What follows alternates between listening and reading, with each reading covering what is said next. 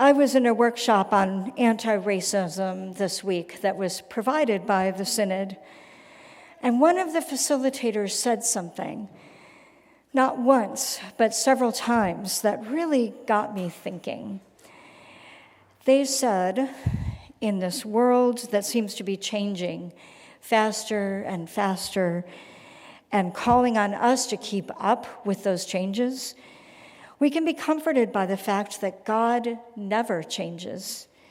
God was and is and ever shall be the same. God never changes.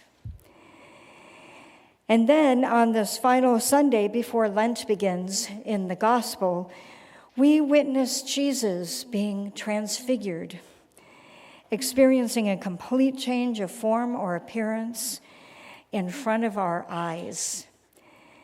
I reflected on all the ways God reveals themselves throughout the scriptures: a burning bush, parting waters, a nursing mother, a pillar of cloud, a voice from the heaven, a whisper, just to name a few. And I wonder, if it is true that God never changes, what does that mean? And if God does change, how can we trust God if we don't know how they will show up, if we can't even understand her? We humans like the familiar, the predictable, the understandable, don't we? I certainly do. I learned long ago that my favorite way to control things, to feel safe, to cope with things that felt beyond me, is to understand them, categorize them, put them safely in a box that I can analyze from a distance. I will admit to spending a fair amount of time doing this since we entered into a world of pandemic 2 years ago. Does anyone else relate to that? The disciples, after witnessing the amazing mountaintop scene, seem to want to do this too. As soon as it is over and Peter has recovered his speech, Peter says, "It is good for us to be here. Let us make 3 dwellings, one for you, one for Moses, and one for Elijah." Let's try to capture what happened so we can understand it, recreate it, and make sure it won't be lost. Theologian Debbie Thomas writes in her blog, Journey with Jesus, this week, the problem in the Transfiguration story is that as soon as Peter experiences a spiritual high, he tries to hoard it. What I hear in his plan to make dwellings is an understandable but misguided attempt to contain, domesticate, protect, and process the sublime, to harness the holy, to make the fleeting permanent, to keep Jesus shiny, beautiful, and safe up on a mountain. After all, everything is so good up there, so clear, so bright, so unmistakably spiritual. Why not stay forever? In our desire for the familiar, predictable, and understandable, we often do the same thing. When we have an experience of God in worship or on retreat that feels powerful or sublime, or hear an exquisite performance, or perform a piece of music perfectly, or create a work of art that somehow miraculously comes out better than we could have imagined, or go on a hike and find ourselves in a place that seems to be surely where God lives. Who doesn't want to stay there forever? The sacred truth of life is that it is always changing. The sacred truth is we are always changing.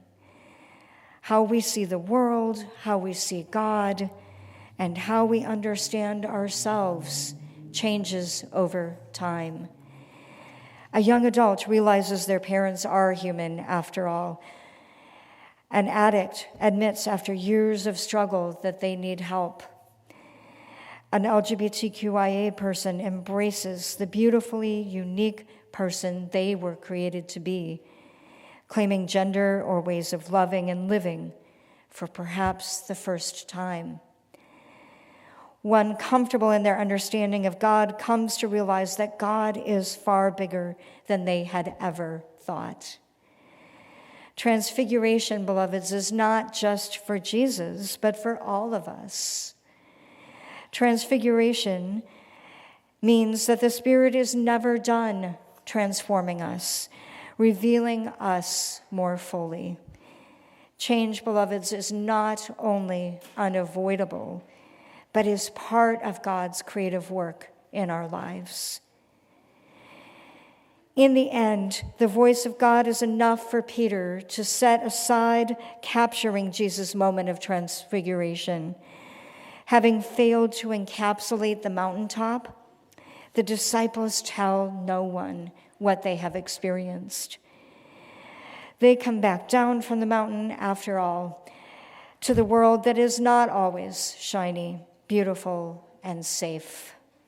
They return to an occupied land on a road that in a few short weeks will lead from transfiguration to Jesus' death on the cross. In our time, we witness the gross injustice and horror of the attack and invasion of Ukraine by a dictator that has already brought death. A war is unfolding, the likes of which has not been seen since World War II. We, as people of faith, with leaders around the world, are faced with the question of how we can contribute not just to an empty peace, an absence of war, but God's justice and mercy in this world, and especially for the people of Ukraine, whose autonomy, dignity, and very lives are being treated as pawns in a deadly game of corrupted power. At times like this, it may feel that when we leave the mountain, we leave God behind too. It may help in those times to remember that when the disciples left the mountain, Jesus walked with them down the road into the broken world below. For us in our day, we can know that God is present in this world, even in the midst of violence and war. Jesus walked with them. Debbie Thomas reflects on the return from the mountain. God is just as present, active, engaged, and glorious down in the valley as God is in the visions of saints, clouds, and shadows that Peter experienced in the high places. In fact, what Peter eventually learns is that the compassionate heart of God is most powerfully revealed amidst the broken, the sinful, the suffering, and the despairing. The kingdom of God shines most brightly against the backdrop of the parent who grieves, the child who cries, the demons who oppress, and the disciples who try but fail to manufacture and capture the holy. God's strength is made perfect in our weakness. God's beauty is best contained in broken vessels. Today we celebrate, in the midst of all else that is going on, just a few of the leaders in our own community who have ministered among us as council members for the last year, and those who we have chosen to minister among us for the next year. Family of Christ Lutheran, we experience in many ways the moments of clarity, beauty, safety, and joy of the mountaintops. And we and our council walk together in those transfiguration moments. And as Peter and the disciples discovered, we are called down from the mountaintops. with newly opened hearts and spirits to follow Jesus. Witness God present, active, engaged, and glorious, and embody love and mercy in the ordinary, sometimes broken world of sacred everyday life in our neighborhoods and communities. We, as people of faith, are called to stand against evil and injustice wherever it manifests, whether in our own backyard or in Ukraine. We are called to continually seek the peace that can only come when God's justice prevails for all people. We are council members, staff, every one of us, followers of Christ, called to journey through the many transfigurations and transformations of our lives as we live in a world that continually changes around us. It may not be true that God never changes.